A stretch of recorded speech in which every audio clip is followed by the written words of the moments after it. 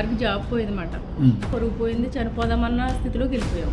కేసులోకి వెళ్ళిపోయారు ఆయన. మా ఇంట్లో రూపాయి లేని పరిస్థితి. నేను ధరించిన కొన్ని రోజులకి కేసు అయితే వెనక్కి వెళ్ళిపోయింది. ప్రాబ్లం సాల్వ్ అయింది. వీరు దుర్గా పసుపులేటి ఆంధ్ర రాజోలు 4 నెలల క్రితం చాలా ఇబ్బందుల్లో ఉన్నప్పుడు వచ్చారు. తలుచుకుంటూ కన్నీళ్లు పెట్టుకుంటున్నారు. ఇప్పుడు సంతోషంతో ఆనంద బాష్పాలు. మళ్ళీ గురువు గారి ఆశీర్వాదం తీసుకున్నాం. మిమ్మల్ని అడిగి ఏమేమి జరిగిందో ఎట్లా జరిగిందో మీరు చెప్పండి అమ్మా. మా వారికి జాబ్ పోయిందన్నమాట. జాబ్ పోతే అప్పుడు కేసులోకి వెళ్ళిపోయారు ఆయన. పొరుగు పోయింది, చనిపోదామన్న స్థితిలోకి వెళ్ళి తిరుపతిలో ఒక రూమ్ తీసుకుని ఇద్దరం వెయిట్ చేసి ఇంకా చనిపోదాం అనేసి కూర్చుని ఫోన్ చూస్తా ఉంటే మీ రీల్ వచ్చింది దాంట్లో ఇన్స్టాగ్రామ్ లో. చూసి అదృష్టరత్నం సరే ఒకసారి చూద్దాము. నేను మెళ్ళ తాడు అమ్మేసి చేయను మరుసటి రోజుని ఇక్కడికి వచ్చాం అనమాట. మా ఇంట్లో రూపాయి లేని పరిస్థితి. నేను ధరించిన కొన్ని రోజులకి కేసు అయితే వెనక్కి వెళ్ళిపోయింది. ప్రాబ్లం సాల్వ్ అయింది. మాకు తినడానికి అన్ని దగ్గరికి వస్తున్నాయి.